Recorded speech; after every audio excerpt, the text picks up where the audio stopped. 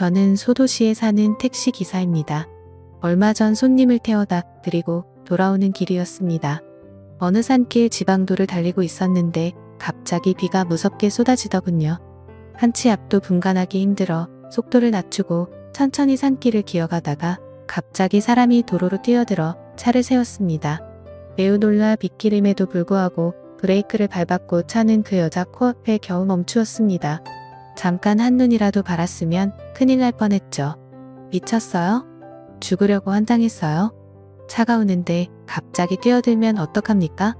아저씨 저 좀 살려주세요. 문 좀 열어주세요. 빨리요. 저 좀 살려주세요. 여자는 뒤에 누가 쫓아오는지 주변을 돌아보며 문을 두드렸습니다. 뭔가 급한 사정이 있는 것 같았어요. 놀란 마음을 진정시키고 차 문을 열자 여자는 서둘러 차에 올라타더니 주변을 두리번거리며 말했습니다. 아저씨 출발해주세요. 어서요. 이 사람한테 잡히면 안 돼요. 어서 출발해요. 아저씨. 나는 무슨 영문인지 모르고 여자 손님이 말하는 대로 차를 출발시켰습니다. 여자 손님이 뒤를 쳐다보면서 안절부절 못하고 있었고 따라오는 사람이 없는 것을 확인하자 그제야 여자 손님은 안도의 한숨을 내쉬었습니다. 여자 손님이 눈치를 살피다가 조심스럽게 물었습니다. 괜찮으세요? 어디 다친 데는 없으신지? 그러자 여자가 들릴 듯한 소리로 괜찮다고 대답하고 앉아서 눈물을 흘리고 있었습니다. 뭐라고 얘기를 해야 할 것 같은데 뭐라고 해야 할지 모르겠더라고요. 그래서 나는 차에 둔 휴지를 뽑아서 그 여자에게 주었습니다. 무슨 사정이 있는지 모르겠지만 보고 있으니 너무 안타까웠습니다. 산길을 벗어나니 퍼붓던 비가 조금씩 잦아들었습니다. 그런데 어디까지 모셔다 드려야 할지요?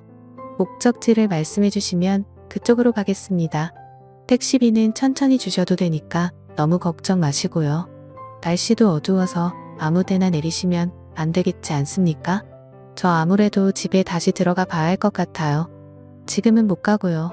새벽에 남편 잠들고 나면 그때 들어가면 됩니다. 내일 일도 하러 가야 되고요. 여기서 내려주시면 집까지 걸어가면 됩니다. 그러면 남편이 자고 있을 거예요. 참 난감하더라고요. 그때 시각이 벌써 밤 9시 30분경이었는데 도로에 여자 혼자 내려주기도 그렇고 그렇다고 여기서는 안 내려주는 것도 이상하고요. 그래서 일단 차를 세우고 손님에게 다시 한번 물었습니다. 밤인데 여기서 내려도 괜찮겠습니까? 네. 계좌번호를 적어주시면 택시비는 보내드리겠습니다. 아이고 됐습니다. 그거 얼마나 나왔다고요. 택시비는 신경 쓰지 마세요. 그러자 여자 손님은 죄송합니다. 고맙습니다. 인사를 하고 차에서 내렸습니다. 그런데 차에서 내릴 때 여자 손님은 맨발이었습니다. 신발을 신을 새도 없이 도망 나온 것 같았습니다. 손님이 내리고 나서 차를 출발시키기는 했지만 신발도 안 신은 사람을 불빛 하나 없는 도로에 내려주고 오니 영 마음에 걸려서 안 되겠더라고요. 혹시나 나쁜 마음을 먹으면 어쩌나 이러다 잘못되기라도 하면 어쩌나 걱정이 앞섰습니다. 에라 모르겠다. 일단 사람부터 살리고 보죠. 그래서 저는 차를 돌려서 그 여자 손님이 내린 곳으로 갔습니다. 도착해보니 여자 손님은 멀리 가지도 못했더라고요. 손님. 아무리 생각해도 집까지 걸어가기는 너무 멀어요. 손님 신발도 없잖아요. 일단 타세요. 그러자 여자는 미안해서 그런지 잠시 추뼛거리고 있다가 죄송합니다. 고맙습니다. 라고 말하며 차에 올라탔습니다. 지금 집에 모셔다 드리면 너무 이르지요? 거긴 고개 넘어가면 24시간 하는 해장국집이 있는데 해장국이나 한 그릇 하시겠습니까? 저는 아직 저녁도 못 먹어서 위장이 쪼그라드는 것 같네요. 제가 오늘 굶어 죽겠습니다. 손님도 식사 못 하셨죠? 네. 그런데 죄송해서. 죄송하기는요? 계좌번호 적어드리면 밥값 보내주시면 되죠. 가십시다. 나는 이제 배가 고파서 말할 힘도 없습니다. 그리고 비를 많이 맞으셔가지고 옷이 다 젖어서 춥겠습니다. 히터 3개 틀어드릴 테니까 옷 좀 말리세요. 네. 고맙습니다. 저는 히터를 제일 세게 틀고 옷 좀 말리라고 일부러 천천히 운전했습니다. 그리고 한 20분쯤 후에 해장국집에 도착했습니다. 저는 차 트렁크에 있는 슬리퍼를 꺼내서 여자에게 건네주고 우리는 같이 해장국집으로 들어갔고 한마디 말도 없이 해장국 한 그릇 뚝딱 해치우고 나니 살 것 같았습니다. 저는 그제야 여자 손님 얼굴을 자세히 보게 되었는데 여자 손님은 나이가 50대 초중반쯤으로 저보다 몇 년 아래인 듯 했습니다. 얼굴은 어디 넘어졌는지 아니면 남편에게 맞았는지 상처가 나 있었습니다. 여자는 많이 고단해 보였고 좀 쉬어야 할 것 같다군요. 해장국집에 나온 후 저는 근처 공터에 차를 세웠습니다. 엄청 고단해 보이시네요. 여기서 잠깐 눈 좀 붙이세요. 저는 오늘 하루 종일 운전하느라 앉아만 있어서 밖에서 좀 걸어야겠습니다. 저 신경 쓰지 마시고 편하게 좀 쉬세요. 1시간쯤 뒤에 댁에 모셔드릴게요. 저는 그렇게 말하고는 밖으로 나왔습니다. 비가 쏟아지고 난 다음이라 그런지 최여름 밤 공기가 깨끗하게 느껴졌습니다. 근처에 아카시아 나무가 많은지 바람이 불어오니 아카시아 향기가 진하게 전해져 오더군요. 12년 전 아내를 묻을 때도 그랬습니다. 암으로 세상을 먼저 떠난 아내를 선산에 묻었는데 초등학교 다니던 아이들도 울고 저도 울고 가슴이 멍멍해서 잘 가라는 말도 나오지 않았습니다. 너무 슬프고 막막해서 망연자실하고 있는데 어딘가에서 진한 아카시아 꽃향기가 전해져 왔습니다. 그런데 그 향기를 맡으니 이상하게도 마치 아내가 옆에 와 있는 듯 느껴졌습니다. 나는 좋은 곳으로 가니 걱정하지 말라고 먼 훗날에 좋은 데서 다시 만나자고 말하는 것 같았지요. 그때 그 향기가 코끝을 스치니 죽은 아내가 떠올라 저도 모르게 눈물이 흘러내렸습니다. 말은 많지 않았지만 속정이 깊었던 사람이었습니다. 수줍음이 많아 웃을 때도 큰 소리를 내서 웃는 일이 잘 없었는데 웃는 모습이 하도 해맑아서 보고 있으면 제 마음에 있던 걱정도 거치는 듯 했지요. 아내가 떠나고 난 후 애들 키우고 먹고 사느라 바빠 아내는 잊었다고 생각했는데 그렇지도 않은 모양이었습니다. 문득 떠오른 아내 생각에 한숨을 쉬고 있는데 여자에서 잠든 줄 알았던 손님이 어느새 옆에 와 있었습니다. 그 여자는 한동안 말없이 기운을 시원하게 불어오는 밤바람을 쐬며 서 있었습니다. 그러다 문득 여자가 자기 얘기를 꺼내더군요. 남편한테서 도망치고 싶었어요. 그런데 결혼은 내 맘대로 해도 이혼은 내 맘대로 안 되네요. 남편은 저를 믿지 못해요. 자꾸 저를 이상한 여자로 생각해요. 결혼하고 얼마 안 돼서부터 그랬네요. 내가 24살에 그 사람과 결혼했으니 그렇게 살아온 세월이 거의 30년이 다 돼갑니다. 남편은 애를 못 낳는 사람이에요. 흔히들 씨 없는 수박이라고 하지요. 그래서인지 자격지심이 심하고 의심하는 병도 심해요. 의심하는 병은 약도 없더라고요. 아무리 아니라고 해도 안 되고 내 속을 다 드러내 보여도 안 돼요. 바람은 남편이 폈다고 했어요. 밖에서 이 여자 저 여자 참 많이 만났는데 저한테 들키면 다 저 때문이래요. 제가 바람 피우니까 자기도 다른 여자 만나는 거래요. 그런 적 없다고 아무도 안 만났다고 하면 독한 년이 끝까지 거짓말한다고 해요. 남편이 맘대로 생각하라고 하면 그럴 줄 알았다고 온갖 더러운 욕을 다 퍼부어요. 같이 사는 게 너무 힘이 들어서 헤어지자고 그랬어요. 그랬더니 어느 놈하고 살림을 차리기로 했느냐고 난동을 부렸어요. 사람이 눈이 돌아가서 미친다는 게 뭔지 그때 처음 봤어요. 그때부터 손찌검 하더라고요. 처음에는 그냥 툭툭 쥐어박는 정도로 시작하더니 나중에는 어느 순간부터는 일도 안 하더라고요. 그래서 제가 간병 일을 시작했어요. 제가 간병하는 사람은 나이 많은 노인인데 중풍으로 사지마비가 와서 제대로 움직이지도 못하는 사람이에요. 그런데 간병하는 사람이 남자라고 하면 난리가 날 것 같아서 그냥 여자라고 했어요. 나이 많은 할머니라고. 그런데 어떻게 알았는지 제가 간병하는 사람이 남자인 걸 알았던 모양이에요. 그걸 알고 오늘 난리가 난 거예요. 인연이 간병 핑계대고 첩질한다고 다른 놈 집에 가서 살림 살면서 자기를 속였다고 둘이 같이 죽자고 덤비더라고요. 그래서 도망쳐 나왔어요. 왼발인지 비가 오는지 옷이 찢어졌는지도 모르고 무작정 살기 위해 도망 나왔어요. 다행히 살긴 살았네요. 들어가도 괜찮으시겠습니까? 얘기 들어보니 가만히 있지 않을 것 같은데 설마 죽이게 하겠어요? 죽이면 죽죠. 뭐 여자는 뭔가 결심을 한 듯 보였고 저는 더 이상 뭐라고 할 수도 말릴 수도 없었습니다. 저는 잠시 후 그 여자 손님을 집 근처까지 바래다 주었고 택시에서 내리기 전 제 연락처와 계좌번호를 묻더라고요. 오늘 도와주신 은혜는 절대로 잊지 않겠습니다. 정말 감사합니다. 언젠가 꼭 이 은혜 갚겠습니다. 저는 여자 손님이 걱정되었지만 제가 할 일은 딱 거기까지인 듯 했습니다. 그저 속으로 별일 없길 바랄 뿐이었죠. 그 후 저는 여자 손님에게서 한 번쯤 연락이 올 줄 알았습니다. 그런데 일주일이 지나고 한 달이 지나도 아무런 연락이 없더군요. 처음에는 혹시 무슨 일이 있나 걱정이 되었는데 나중에는 그리 심한 마음이 들었습니다. 그날 그렇게 사람을 걱정하게 만들었으면 택시비는 아니더라도 연락이라도 한 번 할 줄 알았는데 도움받을 때는 좋고 돌아서면 그뿐이구나 싶었죠. 그래 다 그런 거지. 잠깐 스쳐가는 손님한테 내가 뭘 바라나 연락을 기다리고 있었던 제가 한심했습니다. 그렇게 3년의 시간이 흘렀습니다. 저는 늘 그대로 특별할 것도 대단할 것도 없는 일상을 보냈는데 언젠가부터 몸살이 오는 듯 하더니 기침이 나고 쿡쿡 쑤시는 듯 머리가 아파왔습니다. 저는 감기 몸살인가 보다 싶어 종합감기약을 사다가 먹고 평소보다 일찍 집에 들어와서 일찍 잠자리에 들었습니다. 그런데 자고 일어나도 증세가 나아지지 않고 며칠간 약을 먹어도 차도가 없었습니다. 그제야 저는 약을 잘못 샀나 보다 싶어 병원에 가서 진료받고 약이나 쬐어오자 싶어 갔는데 전혀 생각지도 못한 얘기를 듣게 되었습니다. 제가 폐암사기라고 하더군요. 폐에서 시작된 암은 척추를 지나 어깨머리까지 전이가 되었다고 했습니다. 병원에서 사기 판정을 받은 후 의사가 특별한 증상을 못 느끼셨냐고 묻더군요. 몸살이 난 듯 몸이 아프고 기침이 좀 나고 머리 아픈 거 쇠의 다른 증상은 없었습니다. 그래서 감기 몸살인 줄 알았습니다.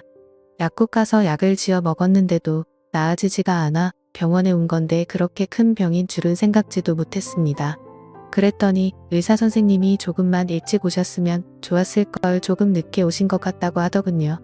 폐암은 원래 초기에는 아무 증상이 없다가 3기가 넘어가면서 서서히 증상을 보이기 시작하는데 가끔은 무증상인 경우도 있습니다. 그래서 이렇게 막바지에 오는 분들이 있는데 폐암이 이래서 무서운 겁니다. 이 상태로는 수술도 힘들겠네요. 그러면 저 죽습니까? 수술이 어렵기는 하지만 길이 없는 것은 아닙니다. 방법을 찾아보고 최선을 다해봐야죠. 의사 선생님이 듣기 좋게 줄러서 말했지만 제 귀에는 그 말이 가만히 없다는 말로 들리더군요. 이런 경우에 보통 얼마나 살 수 있습니까? 대개 6개월 정도 보시면 되겠습니다. 그런데 이건 어디까지나 통계적으로 그런 것이지 환자분이 어떻게 건강을 챙기고 생활하느냐에 따라 상태는 달라질 수도 있습니다. 방사선 치료도 해보실 수 있고 항암 치료도 원하신다면 하실 수 있습니다. 그래서 제가 그런 치료를 하면 병이 낫느냐고 물었더니 그건 아니지만 치료가 잘 되면 수술을 할 수 있을 거라고 하더군요. 한마디로 수술하기 위해서 치료를 받아보자는 거였습니다. 그래서 저는 그러냐고 잘 알겠다고 하고 병원을 나왔습니다. 도저히 엄두가 나지 않았습니다. 산다는 확신도 없이 항암 치료를 받고 고통을 참아낼 자신도 없었고 그 많은 치료비를 감당할 돈도 없었습니다. 아내가 떠나고 난 후 아들 하나 딸 하나 키웠는데 아들은 군대가 있고 딸은 이제 대학교 3학년 들어갈 돈은 많은데 돈 낳을 구석은 없는 상황이라 그저 앞이 막막할 뿐이었습니다. 애들도 다 컸고 세상에 나와서 내가 해야 할 일은 어느 정도 다 했나 보다. 그래서 이제 아내 곁으로 오라고 부르시나 보다 생각했습니다. 그래 갈 때가 됐으면 가야지. 조금 빨리 가고 조금 늦게 가는 것뿐이지. 누구나 한 번은 다 가는 거. 세상은 불공평해도 죽음은 공평한 거야. 태어나서 고생만 하고 살아서 그런지 사는데 크게 미련도 없구나. 여보 나 이제 6개월 남았대. 당신이 내가 보고 싶어서 일찍 부르는 거지? 내가 많이 그리워서 그러는 거지? 조금만 기다려. 내가 애들 마음 아프지 않게 정리 잘하고 갈게. 오래 안 걸려. 6개월이니까. 어쩌면 좀 더 빨라질 수도 있고. 좀 이따 만나. 내가 가면 마중 나와. 마음은 담담한데 왜 눈에서는 눈물이 나는지요. 아무리 욕심 없고 미련 없다 해도 마음 한구석에 버리지 못한 욕심이 있고 세상의 미련은 남은 모양이었습니다. 왜 눈물이 나는 거야? 다른 사람에 비하면 나는 얼마나 행복한 건데. 돈 많고 두고 갈 것 많은 사람은 가는 게 얼마나 괴롭겠어. 나는 별로 가진 것도 없고 남길 것도 없으니 그냥 홀가분하게 가면 되는 거야. 눈물 날 것 없어. 다른 복은 없어도 죽는 복은 타고난 거야. 저는 택시를 또 그만두고 주변을 하나씩 정리하기 시작했습니다. 직골에 사시는 형님 형수님도 찾아뵙고 부모님 산소도 보고 아내도 보고 왔습니다. 그리고 그날 집 앞에 웬 여자가 우리 집 대문 앞에 서서 집안을 들여다보고 있었습니다. 저 누구 찾아오셨습니까? 제 말이 끝나자 그 여자가 뒤돌아봤는데 어디서 낯이 많이 익은 사람이었습니다. 저 모르시겠어요? 그때 비 오는 날 저 공짜로 택시 태워주셨잖아요. 해장국도 사주시고. 그 얘기를 들으니 그때 그 일이 생각이 나면서 여자 얼굴을 알아보겠더라고요. 저는 너무 반가워 저도 모르게 그 여자 손을 덥석 잡았습니다. 어이구 세상에 왔어요. 정말 오랜만입니다. 그동안 잘 지냈습니까? 집에는 잘 들어갔는지 어쨌는지 많이 궁금했습니다. 어떻게 알고 찾아오셨습니까? 그때 택시가 회사 택시여서 찾아갔어요. 제가 너무 늦게 인사드리지요. 진작에 오려고 했는데 그때 적어주신 연락처 남편이 불살라 버렸어요. 집에 도착했을 때 그 시각까지 남편이 안 자고 있더라고요. 어디 갔다 왔느냐고 도망가 버린 줄 알았다고 미안하다고 하더니 제 손에 쪽지가 있는 것을 보고 놀라게 됐어요. 밖에서 남자를 만나 다니는 것을 알게 되어 온갖 욕을 듣고 쪽지를 가져가 라이터불로 태워버렸어요. 그때는 저도 같이 미쳐버렸습니다. 무슨 정신이었는지 차라리 날 죽이라고 이렇게 사느니 죽는 게 낫다고 덤볐어요. 그리고는 실제 상황을 알게 된 거예요. 그렇게 한동안 병원에서 신세를 지냈습니다. 병원에 있는 동안 사람들이 왜 그러고 사느냐고 경찰에 신고하고 병원에 가서 다시 돌아가고 싶었죠. 그런데 그날 밤에 병원에 도착한 남편이 다시 돌아가고 싶었죠. 그렇게 한동안 병원에서 신세를 지냈습니다. 병원에 있는 동안 사람들이 왜 그러고 사느냐고 경찰에 신고하고 이혼하라고 하더라고요. 그 정도 되면 남편이 이혼 안 해준다고 해도 이혼할 수 있다고요. 그때까지 남편이 이혼 안 해주면 이혼도 못하는 줄 알았는데 주변 사람들이 알려줘서 이혼할 수 있었어요. 그 지겹고 지독한 집구석을 그렇게 벗어났네요. 그런데 얼굴이 많이 상하신 것 같아요. 어디 아프세요? 많이 아프지는 않은데 얼마 못 산다네요. 배에 암 덩어리가 있는데 그게 여기저기 옮겨 붙었나 봅니다. 그래서 갈 준비를 하고 있었습니다. 그런데 죽기 전에 이렇게 만나게 될 줄은 정말로 몰랐네요. 제가 얘기를 하자 여자는 너무 놀란 표정으로 저를 바라보더니 가자고 병원에 어서 가자고 하더라고요. 아니 어떻게 죽는다는 말을 어떻게 아무렇지도 않게? 그러는 거 아닙니다. 세상에서 목숨만큼 귀한 것이 없는데 죽는다니요. 해볼 만큼은 해보고 갈 때는 후회 없이 가야 되는 겁니다. 아무것도 안 해보고 그렇게 가면 억울해서 죽어서 눈도 못 감아요. 어서 가십시다. 죽을 나를 기다리지 말고 어서 병원에 가십시다. 그래서 저는 세상에 미련 없다고 이제 갈 때가 됐다고 하니 그게 무슨 소리예요? 아직 멀었습니다. 그러니 어서 병원에 가십시다. 단호하게 얘기를 했고 그 여자 손님은 결국 택시를 불러서 저를 데리고 대도시 대학병원으로 갔습니다. 가는 동안 그 여자가 그러더라고요. 내가 그때 진빚도 못 갚고 이제야 찾아왔는데 이리 허무하게 가시면 안 됩니다. 다 제가 알아서 할 테니까 제가 진빚 두고두고 빚 갚을 테니까 앞일 걱정 말고 돈 걱정도 말고 살 길만 생각하세요. 암은 살겠다는 의지가 90이라고 합니다. 죽는다는 생각은 아예 하지도 마세요. 살 수 있습니다. 아저씨가 저를 살려주셨으니 아저씨는 제가 살릴 겁니다. 이렇게 살 수 있는 건가? 죽지 않아도 되는 건가? 살고 싶은 욕심이 스멀스멀 올라오더군요. 덤덤했던 마음은 온데간데 없고 살고 싶다는 생각에 자꾸 미련이 남고 집착이 생겼습니다. 저는 별로 가진 게 없습니다. 들어놓은 보험도 없고요. 병원비가 만만치 않을 겁니다. 그 어르신을 제가 9년간 병간호했습니다. 제가 듣기로는 자식이 셋이나 있는데 어른이 누워있는 동안 자식들 중 어느 누구도 얼굴 한번 비치지 않았습니다. 상태가 위독할 때 연락을 받고 자식들이 다들 한번 찾아오기는 했는데 아픈 아버지를 두고 돈 얘기 먼저 꺼냈습니다. 아버지 가시기 전에 재산은 나눠야 하지 않겠냐고요. 어르신이 노발대발하면서 자식들 다 쫓아내버렸습니다. 내가 아플 때 내 입에 밥 한 숟가락 넣어줘 본 적이 있냐고. 니들이 나 먹으라고 먹을 거 하나 사와 본 적이 있냐고요. 장례식도 필요 없고 재산도 필요 없으니 앞으로 죽어서도 찾아오지 말라고 했습니다. 재산은 세상 불쌍한 사람들에게 나눠줄 것이고 너의 것은 10원도 없다고요. 그래서 저는 어르신이 그 많은 재산을 사회에 다 기부한 줄 알았어요. 그런데 그걸 반은 기부하고 반은 제 앞으로 돌려놓으셨어요. 어르신이 살아계실 동안 제가 있어서 외롭지 않게 살다 간다고요. 언젠가 남편이 저를 찾아와서 행패를 부린 적이 있는데 어르신이 돈을 쥐어서 보내주셨습니다. 다시는 찾아오지 않는다. 각서 쓰는 조건으로요. 그 돈 받고 이 사람 2번 다시 괴롭히지 말라고 하더라고요. 한평생 어렵고 힘들게 살아왔는데 평생 없던 돈 폭이 뒤늦게 찾아온 것인지 죽을 때까지 이 돈을 다 쓰라고 해도 못 쓰겠어요. 그 많은 돈을 받으면서 내가 받아도 되나 어쩌나 마음이 무거웠는데 이렇게 쓰라고 준 돈인가 봐요. 그러니 돈 걱정은 마세요. 이 돈은 이렇게 써야 되는 겁니다. 사람 마음이 참 간사하대요.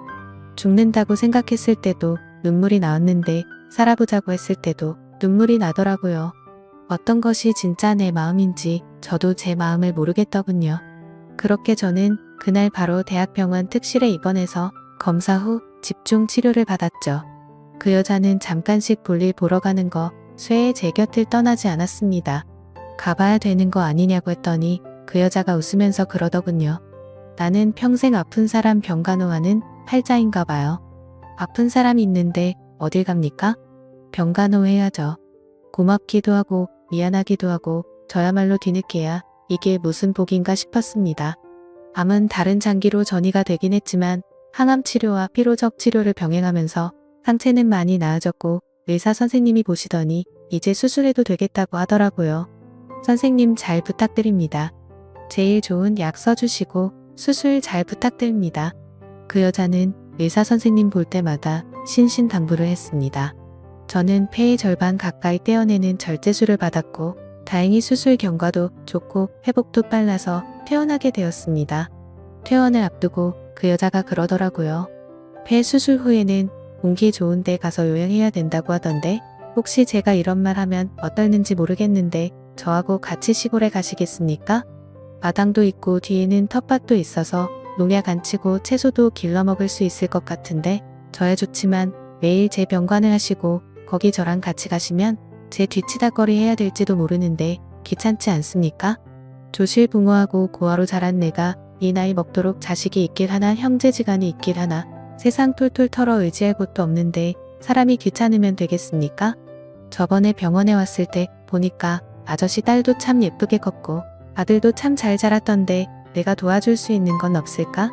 그 여자는 그저 내 몸을 안아주고 내가 도움이 좀 되고 싶더라고요. 생판 모르는 사람도 돕고 산다는데 이렇게 인연이 맺어졌으니 돕고 살면 좋을 것 같아서요. 아저씨만 부담스럽지 않으면 그렇게 하고 싶네요. 그 얘기를 듣는데 제가 이 여자를 너무 그냥 놔주는 건가 하는 생각이 들었습니다. 여자가 용기를 내어서 얘기하는데 가만히 듣고만 있으면 남자 체면이 말이 아니더라고요. 그래서 저도 용기를 내어서 말했습니다. 아주머니 아니 용순씨 내 옆에 있어줘서 도망가지 않고 나를 돌봐줘서 정말 고맙습니다. 그리고 언젠가부터 이 얘기는 하려고 했는데 그때 처음 본 날 우리는 뭔가 인연이 있었는데 우리는 뭔가 인연이라는 생각이 들었습니다. 연락이 올 줄 알았는데 연락이 안 와서 얼마나 섭섭했는지 모릅니다. 그런데 이렇게 찾아와 주어서 내가 얼마나 행복한지 몰라요. 내 몸이 더 건강해져서 오래오래 용순씨와 함께하고 싶습니다. 죽은 제 아내가 들으면 섭섭할지 모르겠는데 죽을 때까지 용순씨하고 행복하게 한번 살아보고 싶습니다. 그렇게 저는 용순씨와 시골의 자리를 잡게 되었고 우리는 그곳에서 우리 둘만의 조촐한 결혼식을 올리고 사진도 찍었습니다. 용순씨와 함께 산지 벌써 2년이 흘렀네요. 즐겁게 살아서 그런지 몸도 점점 건강해지고 있고 가끔 병원에 가서 검진을 해보는데 아직까지 재발은 없다고 하더라고요. 아내한테 곧 만나자고 인사를 했는데 그때 한 인사는 취소해야 할 모양입니다. 6개월이라고 했는데 앞으로 60년만 더 기다리라고. 용순씨하고 100살 넘어서까지 살다가 천천히 간다고 해야겠습니다. 원래 정해진 인연이 있는 건지 아니면 인연은 우연히 맺어지는 건지 모르겠습니다만 이렇게 맺어진 인연을 귀하게 생각하고 소중히 아껴주며 살아가겠습니다. 용순씨와 함께 산지 벌써 2년이 흘렀네요. 제 사연을 읽어주셔서 감사합니다.